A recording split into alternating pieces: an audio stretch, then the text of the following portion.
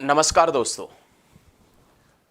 कास classes में मैं चंद्रहास आप सभी का स्वागत करता हूं और आशा करता हूं कि मेरे द्वारा जो ज्योग्राफी की वीडियो, भूगोल की वीडियो दी जा रही है वो आपको पसंद भी आ रही होगी।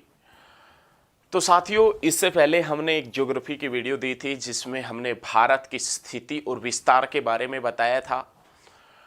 आज ये इंडियन ज्योग्राफी की दूसरी वीडियो है और इस वीडियो के अंदर विशेष रूप से हम दो महत्वपूर्ण टॉपिक समझेंगे जो स्टेट पीसीएस और एसएससी के लिए बहुत ही ज्यादा इंपॉर्टेंट है, जिसमें विशेष रूप से हम आज जिक्र करेंगे ट्रॉपिक ऑफ कैंसर का, कर्क रेखा का, और आज हम विशेष रूप से जिक्र करेंगे जो भारत का स्टैंडर्ड टाइम है, मानक समय है, उन सभी चीजों का जिक्र करेंगे। इन दोनों पॉइंटों से जितने भी पॉइंट एग्जाम की दृष्टि से, व्यू ऑफ एग्जाम के हिसाब से जितने भी पॉइंट पूछे जाते हैं वो सभी पॉइंट आज हम करेंगे। आप वीडियो पर अंत तक बने रहना, वीडियो को अंत तक जरूर देखना, क्योंकि इसमें कुछ चीजें ऐसी भी होगी आज की इस वीडियो में जो आज आप पहली बार और बिल्कुल नए तरीके से पढ़ रहे होंगे। तो चलिए अब स्टार्ट करते हैं।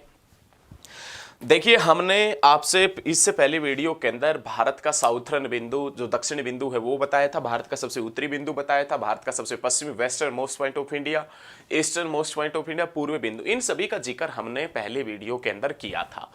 लेकिन अब हम जो जिक्र करेंगे वो कर्क रेखा का, ट्रॉपिक ऑफ कैंसर का। ट्रॉपिक ऑफ कैंसर का भारत से क्या रिलेशन है, कौन सी नदी भारत में काटती है, ट्रॉपिक ऑफ कैंसर किसे कहते हैं, ये ट्रॉपिक ऑफ कैंसर 23.5 डिग्री के ऊपर ही क्यों खींची गई, इसका क्या कारण है कि ये रेखा 23.5 डिग्री के ऊपर खींची गई। तो आज सारी चीजें आपकी एक एक तरीके से, एक एक डाउट जो आपके मन में है वो अच्छे तरीके से क्लियर कर देंगे। आप वीडियो पर अंत तक बने रहना। देखिए भैया, आज विशेष रूप से हम जो जिक्र करेंगे, सबसे पहले हम कर्क रेखा, ट्रॉपिक ऑफ कैंसर का जिक्र करेंगे, कर्क रेखा के बारे में पढ़ेंगे। हालांकि कर्क रेखा के बारे में आपने पहले भी पढ़ रखा होगा, लेकिन जो पहले पढ़ रखा है वो आज से कुछ थोड़ा कम पढ़ रखा होगा, आज बेहतरीन तरीके से पढ़ेंगे। देखिए, मान लेते हैं कि अपने पास में ऐसी एक पृथ्वी है, ऐसा मान लेते हैं। इस पृथ्वी के मध्य से एक रेखा गुजरती है जिस रेखा का नाम भूमध्य रेखा है, जिसे इंग्लिश में आप इक्वेटर के नाम से जानते हैं। यह भूमध्य रेखा है, ये विषुवत रेखा के नाम से भी जानी जाती है, जिसे आप इंग्लिश में इक्वेटर के नाम से जानते हैं। ये जो भूमध्य रेखा है ये हमारे पास में 0 डिग्री अक्षांश से 0 डिग्री लैटिट्यूड है। हमने बताया था कि पृथ्वी की सतह के ऊपर खींची गई वो इमेजिनरी लाइन, पृथ्वी की सतह के ऊपर खींची गई वो काल्पनिक रेखा जो पश्चिम से पूर्व में खींची हुई है, पृथ्वी की सतह के ऊपर खींची गई वो काल्पनिक रेखा जो पश्चिम से पूर्व में खींची हुई है, जिनके बीच की दूरी समान है और जिनका कार्य जलवायु का अध्ययन कराना है, क्लाइमेट्स का अध्ययन कराना है, अक्षांश रेखाएं लैटिट्यूड लाइन कहलाती है। तो पृथ्वी के मध्य से गुजरने वाला एक अक्षांश जो है वो 0 डिग्री अक्षांश, 0 डिग्री अक्षांश को ही हम साथियों भूमध्य रेखा के नाम से जानते हैं। लेकिन इसी पृथ्वी को दो बराबर भागों में ये रेखा बांटती है, उत्तरी गोलार्ध में, दक्षिणी गोलार्ध में, नॉर्थन हेमिस्फीयर में और साउथर्न हेमिस्फीयर में। उत्तरी गोलार्ध में, नॉर्थन हेमिस्फीयर के अंदर 23.5 डिग्री के ऊपर, 23.5 के ऊपर एक रेखा खींची है जिसे आप ट्रॉपिक ऑफ कैंसर, कर्क रेखा के नाम से जानते हैं। ऐसे ही साउथर्न हेमिस्फीयर में 23.5 डिग्री के ऊपर एक रेखा खींची है दोस्तों 23.5 के ऊपर, जिसे आप मकर रेखा के नाम से जानते हैं। उत्तरी गोलार्ध में जो 23.5 डिग्री के ऊपर रेखा है उसे ट्रॉपिक ऑफ कैंसर, कर्क रेखा, और दक्षिणी गोलार्ध में जो 23.5 डिग्री के ऊपर जो रेखा है उसे आप मकर रेखा, ट्रॉपिक ऑफ कैप्रिकॉर्न के नाम से जानते हैं। अब सबसे पहले साथियों हमारे पास में क्वेश्चन ये बनता है कि ये रेखा 23.5 डिग्री के ऊपर ही क्यों खींची गई है। ये रेखा 23.5 डिग्री के ऊपर क्यों खींची गई। कर्क रेखा को 24 डिग्री के ऊपर भी तो खींच सकता था, कर्क रेखा को 25 डिग्री के ऊपर भी तो खींच सकता था ज्योग्राफी वाला, लेकिन ये रेखाएं 23.5 डिग्री के ऊपर क्यों खींची गई, क्या कारण रहा कि ये रेखाएं 23.5 डिग्री के ऊपर खींची गई। तो आप थोड़ी सी गौर फरमाइएगा दोस्तों कि पृथ्वी अपने एक्सिस पर, पृथ्वी अपने एक्सिस पर, पृथ्वी अपने अक्ष पर 23.5 डिग्री झुकी हुई है, नो डाउट। पृथ्वी अपने अक्ष पर 23.5 डिग्री झुकी हुई है, और जब पृथ्वी झुकी सूर्य के चारों तरफ परिक्रमा करती है, ऑर्बिटिंग करती है, सूर्य के चारों तरफ घूमती है, तो जब पृथ्वी सूर्य के चारों तरफ घूमती है तो कभी भी सूर्य का प्रकाश 23.5 डिग्री से ऊपर नहीं जाता सीधा। कभी भी सूर्य का प्रकाश 23.5 डिग्री नॉर्थ से ऊपर नहीं जाता सीधा, लेकिन जाता है तिरछा जाता है। सूर्य का प्रकाश 23.5 डिग्री से ऊपर हमेशा कैसा जाएगा, तो आप बता देना साथियों, तिरछा जाएगा। सूर्य का प्रकाश कभी भी, याद रखिएगा, कर्क रेखा के ऊपर नहीं जाता सीधा, जाता है लेकिन तिरछा। सूर्य का प्रकाश सीधा जाता है ट्रॉपिक ऑफ कैंसर तक 23.5 डिग्री तक, और इसी कारण से ये रेखा 23.5 डिग्री के ऊपर खींची गई। ऐसे ही सूर्य का प्रकाश कभी भी मकर रेखा, या हम कह दें कि 23.5 डिग्री दक्षिणी गोलार्ध से नीचे नहीं आता सीधा, आता है लेकिन कैसा आता है, तो आप बता देना, तिरछा सूर्य का प्रकाश नीचे साउथ में आता रहता है। ठीक है, तो अच्छे तरीके से क्लियर रखना है दोस्तों, आपने एकदम बेहतरीन तरीके से पता लग गया होगा कि ये रेखा 23.5 डिग्री के ऊपर क्यों खींची गई। तो 23.5 डिग्री के ऊपर जो साउथर्न हेमिस्फीयर में, दक्षिणी गोलार्ध में जो रेखा खींची है, उसका भारत से कोई लेना देना नहीं, वो भारत से नहीं गुजरता, उसका कोई लेना देना नहीं। लेकिन ये रेखा विश्व के 10 देशों से गुजरती है, ये रेखा विश्व के 3 महाद्वीपों से गुजरती है। ये रेखा विश्व के 10 देशों से गुजरती है, विश्व के 3 महाद्वीपों से गुजरती है, और कई बार स्टेट पीसीएस के फर्स्ट एग्जाम में, यूपीएससी के फर्स्ट एग्जाम में, एसएससी के एग्जाम्स में ये क्वेश्चन पूछ लिया जाता है कि मकर रेखा को 2 बार काटने वाली नदी कौन सी है, तो आप बताएंगे लिम्पोपो नदी अफ्रीका महाद्वीप के अंदर काटती है, अफ्रीका महाद्वीप में। उसके बाद में ये जो भूमध्य रेखा है 0 डिग्री अक्षांश से 0 डिग्री लैटिट्यूड है, इसका भी भारत से कोई लेना देना नहीं है, इसका भी भारत से कोई लेना देना नहीं है, याद रखिएगा। लेकिन इसके बारे में कई बार यूपीएससी के फर्स्ट एग्जाम में, स्टेट पीसीएस के अंदर क्वेश्चन पूछ लिया जाता है कि भूमध्य रेखा कितने देशों से गुजरती है, तो आप बताएंगे 13 देशों से। भूमध्य रेखा कितने देशों से गुजरती है, तो आप बता देना भैया 13 देशों से भूमध्य रेखा गुजरती है। और ये भी याद रखिएगा 3 कंटिनेंट से, 3 महाद्वीपों से गुजरती है, 3 कंटिनेंट से। और इस रेखा को 2 बार जो काटती है वो नदी कौन सी है, तो आप बता देना कांगो नदी इस रेखा को काटती है। उसके बाद में 23.5 डिग्री जो नॉर्थन हेमिस्फीयर के अंदर जो रेखा खींची है 23.5 के ऊपर, जिसे आप ट्रॉपिक ऑफ कैंसर के नाम से जानते हैं, जिसे आप कर्क रेखा के नाम से जानते हैं। ये कर्क रेखा भारत के 8 राज्यों से गुजरती, ये जो कर्क रेखा है ये भैया भारत के 8 राज्यों से गुजरती है। मतलब हम ये कह सकते हैं कि ये जो रेखा है ये लगभग भारत के मध्य से गुजरती है। तो एक बार छोटा सा हम भारत का मैप बनाते हैं और उसके बाद में देखते हैं कि कर्क रेखा कौन कौन से स्टेट से पास होती है, कौन कौन से स्टेट से निकलती है, गुजरती है। तो एक बार छोटा सा हम इंडिया का मैप बना लेते हैं और उस इंडिया के मैप में देखेंगे कि ट्रॉपिक ऑफ कैंसर है भारत के कितने स्टेटों से पास होती है, कितने स्टेटों से गुजरती है, वो सभी चीज़ें पढ़ेंगे अच्छे तरीके से। हम ये मान लेते हैं कि भैया अपने पास में इस प्रकार से एक भारत है, इस प्रकार से हम मान लेते हैं कि अपने पास में एक इंडिया है, ऐसा इंडिया है। और इस इंडिया के या इस भारत के लगभग मध्य से यहाँ से एक रेखा गुजरती है और ये रेखा 23.5 नॉर्थन हेमिस्फीयर में खींची हुई है, जिसका नाम कर्क रेखा है। कर्क रेखा जो उत्तरी गोलार्ध में 23.5 डिग्री के ऊपर खींची हुई है, ये ट्रॉपिक ऑफ कैंसर, ये कर्क रेखा याद रखिएगा भारत के मध्य से गुजरती है। ये कर्क रेखा भारत के 8 राज्यों से गुजरती है। ये कर्क रेखा कितने देशों से गुजरती है, ट्रॉपिक ऑफ कैंसर है वो ट्रॉपिक ऑफ कैंसर कितने देशों से गुजरती है, ये वाली जो रेखा है ये 18 देशों से गुजरती है, 3 महाद्वीपों से गुजरती है। कर्क रेखा ट्रॉपिक ऑफ कैंसर 18 देशों से गुजरती है, 3 महाद्वीपों से गुजरती है। लेकिन ये ट्रॉपिक ऑफ कैंसर 3 महाद्वीपों में से एक एशिया महाद्वीप से भी गुजरती है। और ये जो ट्रॉपिक ऑफ कैंसर है ये एशिया महाद्वीप के 8 देशों से गुजरती है और भारत के 8 राज्यों से गुजरती है। एशिया महाद्वीप के 8 देशों से गुजरती है और भारत के 8 राज्यों से गुजरने वाली रेखा कौन सी है, तो आप बताएंगे ट्रॉपिक ऑफ कैंसर कर्क रेखा।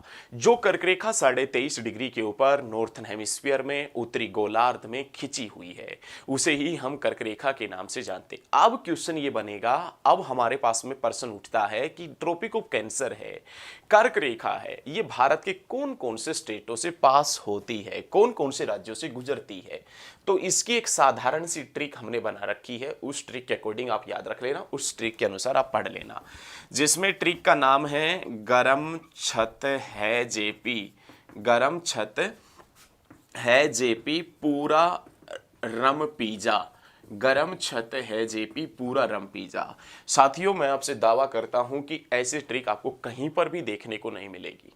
ट्रिक आपने बहुत पढ़ी होगी और ट्रिक आज भी आप पढ़ रहे हैं, लेकिन ऐसे ट्रिक देखने को नहीं मिलेगी। ट्रिक में जिसमें आपने पढ़ा होगा तो किसी में गुजरात सबसे पीछे था, तो गुजरात किसी में आगे, गुजरात किसी में बीच में, किसी में मध्य प्रदेश सबसे आगे, किसी में मध्य प्रदेश सबसे पीछे। लेकिन यहाँ पर जो हमने ट्रिक बनाई है वो स्टेट वाइज बनाई है। जैसे ही आप पश्चिम से चलेंगे तो पहले गुजरात है, तो हमारी ट्रिक में गुजरात ही है। दूसरे नंबर पर राजस्थान आएगा तो दूसरे नंबर पर राजस्थान ही है। तीसरे नंबर पर मध्य प्रदेश आएगा तो तीसरे नंबर पर मध्य प्रदेश ही। मतलब सीरियल वाइज बेहतरीन तरीके से आपकी तैयारी को बेहतरीन बनाने के लिए आपके लिए बेहतरीन ट्रिक हम आपके सामने लेकर आए हैं, जिसका नाम है गरम छत है जेपी पूरा रम पिज़्ज़ा। गै से आप बता देना गुजरात, गै से क्या बनाएंगे गुजरात, रे से क्या बनाएंगे राजस्थान, मैं से क्या बनाएंगे मध्य प्रदेश, छत से आप क्या बनाने वाले हैं छत्तीसगढ़, जे से आप बनाएंगे झारखंड। अब पी से आप पंजाब मत बना देना। जैसे ही आप पंजाब बना देंगे पंजाब आपका गलत हो जाएगा। लेकिन पी से अपन पश्चिम बंगाल बनाएंगे, वैसे होता है वेस्ट बंगाल, लेकिन अपन बनाएंगे, अपन जो सभी हैं ये बनाएंगे पी से क्या पश्चिम बंगाल। उसके बाद में पूरा, पूरा किसके लास्ट में लगता है तो आप बता देना त्रिपुरा, और रम किसके लास्ट में लगता है तो आप बता देना मिजोरम। रम किसके लास्ट में लगता है तो आप बता देना मिजोरम, और पूरा किसके लास्ट में लगता है त्रिपुरा। तो इन स्टेटों से पास होती है गुजरात, राजस्थान, मध्य प्रदेश, छत्तीसगढ़, झारखंड, पश्चिम बंगाल, त्रिपुरा और मिजोरम। इन स्टेटों से पास होती है कर्क रेखा। भारत के 8 राज्यों से गुजरती है कर्क रेखा। लेकिन अब क्वेश्चन ये भी बन जाता है दोस्तों कि कर्क रेखा के बराबर स्थित शहर कौन सा है। कर्क रेखा के पैरेलल स्थित शहर, कर्क रेखा के बराबर स्थित शहर कौन सा है तो Ranchi the capital of Jharkhand. Ranchi the capital of Jharkhand मतलब झारखंड की राजधानी रांची कर्क रेखा के समानांतर स्थित है। उसके बाद में Bhopal, Bhopal the capital of Madhya Pradesh, Bhopal Madhya Pradesh की राजधानी भोपाल भी कर्क रेखा के समानांतर स्थित है। अब क्वेश्चन आपने ये देखा कि मकर रेखा को 2 बार काटती है लिम्पोपो नदी अफ्रीका महाद्वीप में, और ये जो भूमध्य रेखा इसको भी कांगो नदी काटती है अफ्रीका महाद्वीप में। लेकिन अब आप ये पढ़ेंगे कि कर्क रेखा को कौन सी नदी काटती है। कर्क रेखा को भी 2 बार काटने वाली नदी है, और कर्क रेखा को 2 बार जो काटती है वो नदी कौन सी है तो आप बता देना कांगो नदी। कर्क रेखा को 2 बार काटने वाली नदी कौन सी है तो कांगो रिवर, कांगो नदी। ओ सॉरी भैया, सॉरी, कांगो नहीं है, माही नदी। कर्क रेखा को 2 बार काटने वाली, ये तो क्वेश्चन बहुत अच्छे तरीके से पता है। कर्क रेखा को 2 बार काटने वाली नदी कौन सी है, माही नदी कर्क रेखा को 2 बार काटती है। अरे भारत में ही काटती है, एशिया महाद्वीप में काटती है। माही नदी कर्क रेखा को 2 बार काटती है, याद रखिएगा। एक बार राजस्थान में काटती है और एक बार गुजरात में काटती है। एक बार राजस्थान में काटती है और एक बार गुजरात में काटती है। कौन सी नदी तो माही नदी, और माही नदी जिसकी लंबाई 576 किलोमीटर है। ये माही नदी जो पश्चिमी दिशा के अंदर बहती है, ये माही नदी जो विंध्याचल पर्वत श्रृंखला से, विंध्याचल माउंटेन रेंज से निकलती है। और कौन सी दिशा में बहती है भैया, पश्चिम में। तो याद रखिएगा कर्क रेखा को 2 बार माही नदी काटती है। कर्क रेखा भारत के 8 राज्यों से गुजरती है, और कर्क रेखा एशिया महाद्वीप के 8 देशों से गुजरती है, और कर्क रेखा विश्व के 18 देश और 3 महाद्वीपों से गुजरती है। तो ये ट्रॉपिक ऑफ कैंसर का जिक्र था, ट्रॉपिक ऑफ कैंसर के बारे में हमने पढ़ा है। लेकिन अब हम सीखेंगे कि जो भारत का, इंडिया का जो स्टैंडर्ड टाइम है, भारत का जो मानक समय है, उस मानक समय के बारे में हम समझेंगे। एक बार देखिएगा, एक बार ये सभी चीज़ें मैं रफ कर रहा हूँ। देखिए, आप वीडियो को अंत तक ज़रूर देखिएगा, अंत तक ज़रूर देखें वीडियो को। यदि कोई भी वीडियो आप देखते हैं हमारी, तो उसको अंत तक ज़रूर देखना। पहले देखने के बाद में जज नहीं करना चाहिए। अंत तक देखेंगे तो आपको फ़ायदा होगा। अंत तक यदि आप देखेंगे तो आपको सबसे बड़ा फ़ायदा होगा, ये ध्यान रखना। अंत तक वीडियो देखें, आपका जो ज्ञान है उस ज्ञान में बढ़ोतरी होगी। उसके बाद में दोस्तों अब हम जिक्र करेंगे समय का। अब हम टाइम का जिक्र करेंगे, समय का जिक्र करेंगे। तो समय का यदि दोस्तों हम जिक्र करें, या हम जिक्र करें आपके हाथ में बंधी हुई घड़ी का, या हम जिक्र करें आपके मोबाइल में चलती हुई घड़ी का, या हम जिक्र करें आपके घर में लगी दीवार घड़ी का, कि ये घड़ियां कौन सी रेखाओं के अकॉर्डिंग कार्य करती है। ये जो घड़ियां हैं ये जो वा चीज है ये कौन सी रेखाओं के अनुसार समय बताती है, कौन सी रेखाओं के अकॉर्डिंग ये टाइम बताती है। तो याद रखिएगा, समय का जो अध्ययन किया जाता है ये समय बताने वाली रेखाएं कौन सी होती है, लॉन्गिट्यूड लाइन होती है, देशांतर रेखाएं होती है।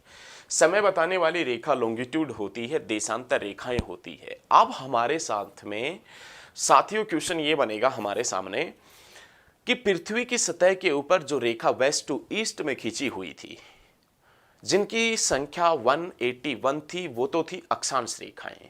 लेकिन अब हमारे सामने एक बड़ा क्वेश्चन, शानदार क्वेश्चन ये है कि देशांतर रेखाएं जो समय का अध्ययन कराती है, जो हमारी घड़ियां हैं वो देशांतर के अकॉर्डिंग चलती है, तो एक्चुअल में देशांतर रेखाएं क्या होती है, देशांतर रेखाएं क्या होती है। तो पृथ्वी की सतह के ऊपर खींची गई, पृथ्वी की सतह के ऊपर खींची गई वो इमेजिनरी लाइन जो नॉर्थ पोल को साउथ पोल से मिलाती है, जो नॉर्थ पोल को साउथ पोल से मिलाती है, जिनके बीच 4 मिनट और 1 डिग्री का अंतर है, जिनके बीच 4 मिनट और 1 डिग्री का अंतर है, और जिनका कार्य समय का अध्ययन कराना है, और जिनका कार्य समय का अध्ययन कराना है, देशांतर रेखाएं लॉन्गिट्यूड्स लाइन कहलाती है। तो ऐसे ही समय का अध्ययन कराने वाली सभी रेखाएं, सभी देशों ने अलग अलग देशांतरों से अपना समय ले रखा है। तो ऐसे ही एक समय रेखा ऐसी भी है इस पृथ्वी के ऊपर, ग्लोब के ऊपर, जिससे भारत ने अपना मानक समय ले रखा है। लेकिन भारत ने जो मानक समय ले रखा है वो रेखा इंटरनेशनल टाइम लाइन से, मतलब पृथ्वी के ऊपर जो टोटल देशांतर रेखाएं खींची हुई हैं उनकी संख्या 360 है। पृथ्वी के ऊपर जो 360 देशांतर रेखा खींची हुई है 360 है। इनमें से एक देशांतर रेखा ऐसी है जिस देशांतर रेखा से पूरे वर्ल्ड का टाइम डिनोट किया जाता है, पूरे वर्ल्ड का समय निर्धारित किया जाता है, पूरे वर्ल्ड का समय उस रेखा से ही लिया हुआ है। और वो रेखा कौन सी है, तो आप बताएंगे 0 डिग्री देशांतर। ये 0 डिग्री देशांतर जिससे पूरे वर्ल्ड के समय का अध्ययन किया जाता है, 0 डिग्री देशांतर से पूरे विश्व के समय का अध्ययन किया जाता है, 0 डिग्री देशांतर से। लेकिन प्यारे प्यारे साथियों, आपने ये सभी ने याद रखना है कि पूरे विश्व के समय का अध्ययन करने के कारण, पूरे विश्व के समय का अध्ययन करने के कारण ही 0 डिग्री देशांतर को हम अंतरराष्ट्रीय समय रेखा, इंटरनेशनल टाइमलाइन के नाम से जानते हैं। अब 0 डिग्री जो देशांतर है, ये 0 डिग्री देशांतर लंदन के ग्रीनविच नामक शहर से गुजरती है, जिसके कारण इसका नाम ग्रीनविच मीन टाइम रेखा भी है, जिसके कारण आप इसे जीएमटी के नाम से भी जानते हैं। ये 0 डिग्री देशांतर जिसको अंतर्राष्ट्रीय समय रेखा कब घोषित किया गया था, तो 1884 में, 1884 में वाशिंगटन डीसी में सभी देशों का एक सर्वदलीय सम्मेलन हुआ था। और उस सर्वदलीय सम्मेलन में, सभी देशों के सम्मेलन में सर्वसम्मति से ये फैसला लिया गया था कि हम 0 डिग्री देशांतर को या 0 डिग्री देशांतर से समय का अध्ययन करेंगे। तो 0 डिग्री देशांतर को अंतर्राष्ट्रीय समय रेखा, इंटरनेशनल टाइमलाइन कब घोषित किया गया था, तो आप बता देना 1884 में घोषित किया गया था वाशिंगटन डीसी में। वाशिंगटन डीसी अमेरिका में है और वाशिंगटन डीसी पोटोमैक नदी के किनारे स्थित है, और अमेरिका के राष्ट्रपति का भवन व्हाइट हाउस भी वहीं पर स्थित है। तो ये चीजें याद रखिएगा, अंतर्राष्ट्रीय समय रेखा 0 डिग्री देशांतर, इस 0 डिग्री देशांतर से पूरे विश्व के समय का अध्ययन किया जाता है। लेकिन 0 डिग्री देशांतर से जैसे ही हम पूर्वी दिशा के अंदर चलेंगे, पूर्वी दिशा में चलेंगे, तो हमारे पास में यहां पर एक रेखा आएगी जिसका नाम 82.5 डिग्री पूर्वी देशांतर रेखा है, जिसका नाम 82.5 डिग्री पूर्वी देशांतर रेखा है, ईस्टर्न लॉन्गिट्यूड है। इस 82.5 डिग्री पूर्वी देशांतर रेखा से भारत का मानक समय ले रखा है। वो देखें, यहां से हमारे पास में भैया एक रेखा गुजरती है जिसका नाम 82.5 डिग्री पूर्वी देशांतर रेखा है। ये जो 82.5 डिग्री पूर्वी देशांतर रेखा है, ईस्टर्न लॉन्गिट्यूड है, इससे भारत का, इंडिया का जो स्टैंडर्ड टाइम है वो हमने डिनोट कर रखा है, इससे ले रखा है। आपके हाथ में, आपके घर में, आपके मोबाइल में जो घड़ी कार्य कर रही है वो 82.5 ईस्टर्न लॉन्गिट्यूड से 82.5 डिग्री पूर्वी देशांतर के अनुसार कार्य कर रही है। अब सबसे पहला क्वेश्चन हमारे पास में ये उठता है, बहुत ही शानदार क्वेश्चन है, बहुत ही लाजवाब क्वेश्चन है और कई बार ये चीज़ें आपके माइंड में, आपके जहन में उठती भी होगी कि इंडिया का जो स्टैंडर्ड टाइम है, भारत का जो मानक समय है, वो 82.5 डिग्री ईस्टर्न लॉन्गिट्यूड पूर्वी देशांतर रेखा से क्यों लिया गया। तो साथियों, मैं आपको बता दूं कि भारत का सबसे ईस्टर्न पॉइंट, वेस्टर्न पॉइंट है, वो 68 डिग्री 7 मिनट के ऊपर स्थित है और भारत का सबसे ईस्टर्न पॉइंट है वो 97 डिग्री 25 मिनट के ऊपर स्थित है। भारत का सबसे ईस्टर्न पॉइंट पूर्वी बिंदु 97 डिग्री 25 मिनट, भारत का सबसे पश्चिम बिंदु वेस्टर्न पॉइंट 68 डिग्री 7 मिनट के ऊपर स्थित है। इन दोनों पॉइंटों के मध्य लगभग दोस्तों 30 डिग्री का अंतर है, लगभग 30 डिग्री का अंतर है। हमने आपसे बताया था दोस्तों कि पृथ्वी के ऊपर जो देशांतर रेखाएं खिंची हुई है, सभी देशांतर रेखाएं वो 1 डिग्री के गैप के ऊपर और 4 मिनट के गैप के ऊपर खिंची हुई है। 1 degree is equal to 4 minute, क्योंकि पृथ्वी अपने अक्ष पर 1 डिग्री जो घूमती है वो 4 मिनट में घूमती है, तो सभी देशांतर रेखाएं 4 मिनट के गैप के ऊपर और 1 डिग्री के गैप के ऊपर खिंची हुई है। लेकिन भारत का सबसे पश्चिमी बिंदु और भारत का सबसे पूर्वी बिंदु, इसके बीच में तो 30 डिग्री का अंतर है, उनके बीच में तो 30 डिग्री का अंतर है, 30 डिग्री का अंतर है। 1 डिग्री घूमती है 4 मिनट में, तो 30 डिग्री कितने मिनट में घूमेगा, तो आप बता देना 120 मिनट में घूमेगा। 120 मिनट को आप घंटे में तब्दील करोगे तो कितने घंटे हो जाएंगे भाई साहब, 2 घंटे हो जाएंगे भाई, 2 घंटे हो जाएंगे। तो भारत के सबसे पश्चिमी और पूर्वी स्थानों के बीच 2 घंटे का अंतर था। भारत के सबसे पश्चिमी और भारत के सबसे पूर्वी स्थानों के बीच 2 घंटे का अंतर था और इसी घंटे के अंतर को कम करने के लिए इंडिया का जो स्टैंडर्ड टाइम है, भारत का जो मानक समय है, वो 82.5 डिग्री पूर्वी देशांतर रेखा से लिया हुआ है। क्लियर है।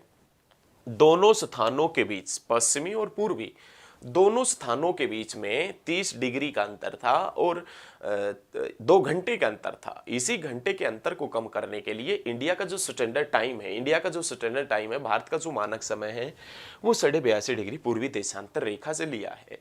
अब ये जो 82.5 डिग्री पूर्वी देशांतर रेखा, ये वाली जो 82.5 डिग्री पूर्वी देशांतर रेखा है, ये लंदन की ग्रीनविच मीन टाइम रेखा से 5.5 घंटा आगे है। मतलब लंदन की जो ग्रीनविच मीन टाइम रेखा, ये वाली रेखा जिसे आप अंतरराष्ट्रीय समय रेखा के नाम से जानते हैं, इससे 5.5 घंटा आगे है।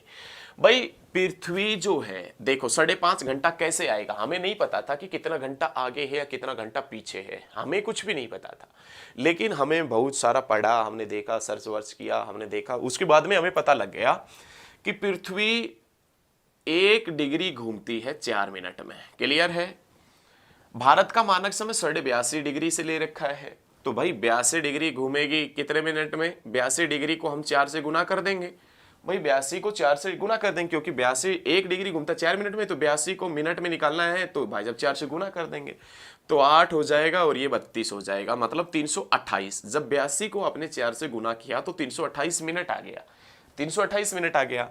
अब इसमें हम 2 और जोड़ देंगे दोस्तों, क्योंकि 2 हमने क्यों जोड़ा, आधे घंटे का 2 जोड़ा है, आधी डिग्री का 2 मिनट और जोड़ा है, क्योंकि 1 डिग्री घूमती है 4 मिनट में, तो आधी डिग्री कितना मिनट में घूमेगी, 2, तो कितना हो जाएगा, 330 मिनट हो जाएगा। 330 मिनट को आप घंटे में तब्दील करोगे तो भाई साहब यहां से आपके पास में 5.5 घंटा आएगा। यहां से कितना घंटा आएगा, 5.5 घंटा। तो भारत का या इंडिया का जो स्टैंडर्ड टाइम है, जो 82.5 ईस्टर्न लॉन्गिट्यूड से पूर्वी देशांतर रेखा से लिया हुआ है, वो लंदन की ग्रीनविच मीन टाइम रेखा से 5.5 घंटा आगे है। मतलब लंदन के अंदर ग्रीनविच मीन टाइम रेखा के ऊपर या अंतरराष्ट्रीय समय रेखा के ऊपर यदि रात के 12 बजेंगे तो भारत में सुबह के 5:30 होंगे। यदि वहां पर दिन के दोपहर के 12 बजेंगे तो भारत में शाम के 5:30 होंगे। मतलब वहां पर जो भी समय होगा उससे 5.5 घंटा भारत का आगे समय होगा। तो भारत का मानक समय लंदन की ग्रीनविच मीन टाइम रेखा से 5.5 घंटा आगे है। और ये भी पॉइंट आप दोस्तों याद रखिएगा भारत का मानक समय 82.5 डिग्री पूर्वी देशांतर रेखा से लिया हुआ है, क्लियर रखना है। उसके बाद में दोस्तों हमारे पास में एक और शानदार लाजवाब क्वेश्चन, बेहतरीन क्वेश्चन ये क्या बनेगा वो एक बार आप समझने की कोशिश कीजिएगा कि ये जो ट्रॉपिक ऑफ 82.5 ईस्टर्न लॉन्गिट्यूड है ये कितने स्टेटों से पास होती है, तो 5 राज्यों से गुजरती है, जिसमें हमारे पास में नाम आता है यूपी का, हमारे पास में नाम आता है एमपी का, छत्तीसगढ़ का, उड़ीसा का, और कौन से स्टेट का नाम आता है, आंध्र प्रदेश का।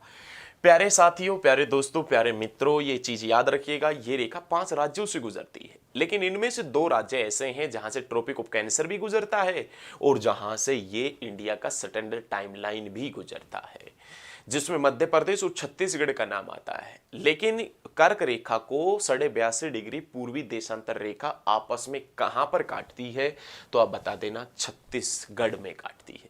कोई भी आपको किसी भी प्रकार का डाउट हो, कोई भी किसी भी प्रकार का डाउट हो तो आप कमेंट में लिखिएगा, कमेंट में मैं उसका सॉल्यूशन देने की कोशिश करूंगा। तो ये 82.5 डिग्री पूर्वी देशांतर रेखा थी और कर्क रेखा थी। अब हम भारत का एरिया के संबंधित, एरिया से रिलेटेड जो क्वेश्चन बनते हैं उन क्वेश्चनों का जिक्र करेंगे और उसके बाद में आगे बढ़ेंगे। ये जो इंडिया है आप वाला आधुनिक भारत, वर्तमान भारत, या हम कह दें कि आधुनिक भारत है, ये जो भारत आप देख रहे हैं, इंडिया ये जो देख रहे हैं, इस भारत का जो एरिया है, इस भारत का जो क्षेत्रफल है वो 32,87,263 वर्ग किलोमीटर है। 32,87,263 वर्ग किलोमीटर भारत का क्षेत्रफल है। इस क्षेत्रफल में, इस एरिया में वो क्षेत्र भी शामिल है जो पाकिस्तान के कब्जे में है, जम्मू कश्मीर का, जिसे आप पीओके के नाम से जानते हैं। इस क्षेत्र में वो क्षेत्रफल भी शामिल है, इस क्षेत्र में वो क्षेत्रफल भी शामिल है जो भाई साहब चीन के कब्जे में है, जम्मू कश्मीर का, जिसे आप अक्साई चीन के नाम से जानते हैं। पीओके वाला और अक्साई चीन वाला जो क्षेत्र है वो भी 32,87,263 वर्ग किलोमीटर में काउंट किया जाता है। भारत का क्षेत्रफल 32,87,263 वर्ग किलोमीटर है। ये जो क्षेत्रफल है, ये क्षेत्रफल पूरे विश्व के क्षेत्रफल का 2.4% है। ये जो क्षेत्रफल है भारत का, ये विश्व के कुल क्षेत्रफल का, वर्ल्ड के कुल एरिया का 2.4% है। याद रखिएगा, भारत का जो क्षेत्रफल है ये विश्व के कुल क्षेत्रफल का 2.4% है। क्षेत्रफल की दृष्टि से according to area 7th place in India on whole world.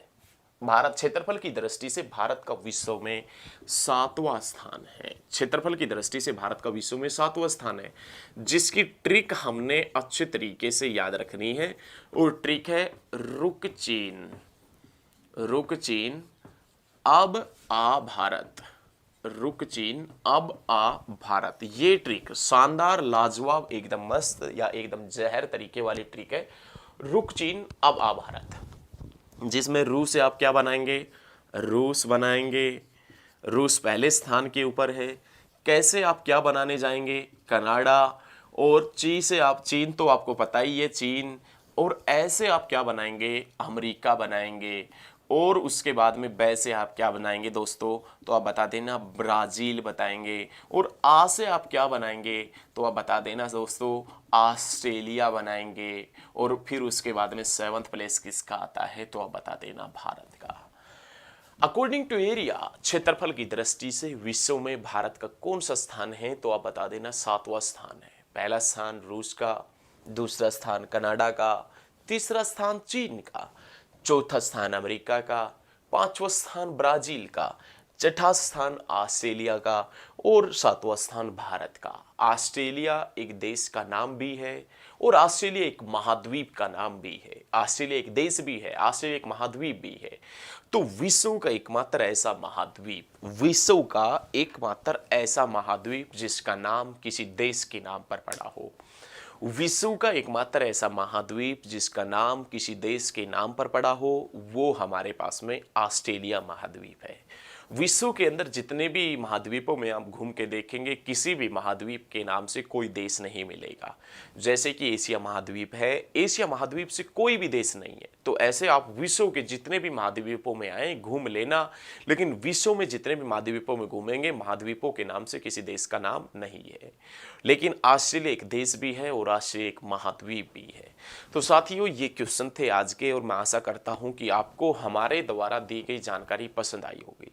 यदि हमारे द्वारा दी गई जानकारी आपको पसंद आई है तो इस वीडियो को ज़्यादा से ज़्यादा स्टडी ग्रुप में शेयर करना।